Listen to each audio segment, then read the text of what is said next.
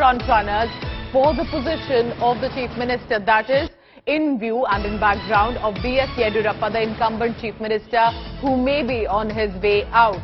And what are those names? Possibly Basavaraj Bommai, Speaker Vishweshwara Hegde and Prahlad Joshi, who is also a senior minister already in the government, are contenders for the Chief Minister position if Yediyurappa resigns. Nolan Pinto now joining me with all the latest. Nolan, very interesting three names, but we know usually BJP is always very secretive with the replacement. Why do you think these three names have and possibly become the contenders today? Well, in fact, Pooja, let's put it this way. The information that we have received from our sources is this: right from the beginning, when B.S. Yediyurappa was actually asked who would be his replacement, we are told by our sources that he had suggested Basavaraj Bommai, the Home Minister's name. Now, Prahlad Joshi and Vishweshwar Hegde Kageri, or Brahmins, Kageri is a very, very seasoned politician, very disciplined politician, been with the party since his college days. He was an ABVP office bearer. Prahlad Joshi is a union minister as of now. We're not too sure how Vishweshwar Hegde Kageri's name cropped in, because all this while it was not spoken about. Prahlad Joshi's name has been there, making the rounds for quite some time. Bommai, like I stated, sources tell us that Yediyurappa himself has actually put his name forward. So we have to see, because as of now, this is the information we are getting. Ultimately, again, I have to stress, ultimately, anything can happen in the BJP. The High Command can just bring in somebody else whom no one is actually speaking about.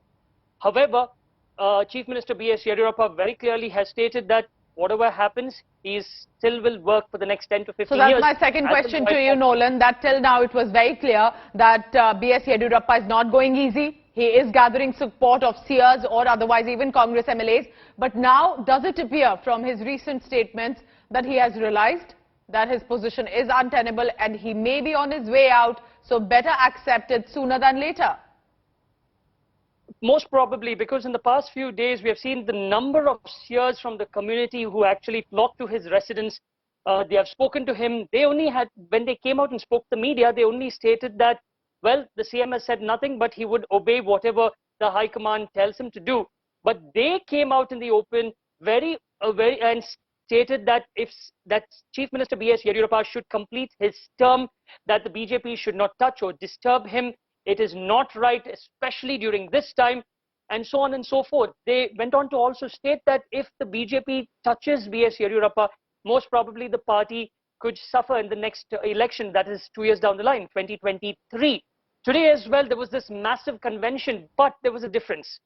All this while, they were threatening. But today at the convention, they said that they came out there to provide solace or to came out in support or solidarity with the Chief Minister. But the decision ultimately rests with the BJP High Command. They are just requesting that the B.S. Yediyurappa complete his term and nothing else.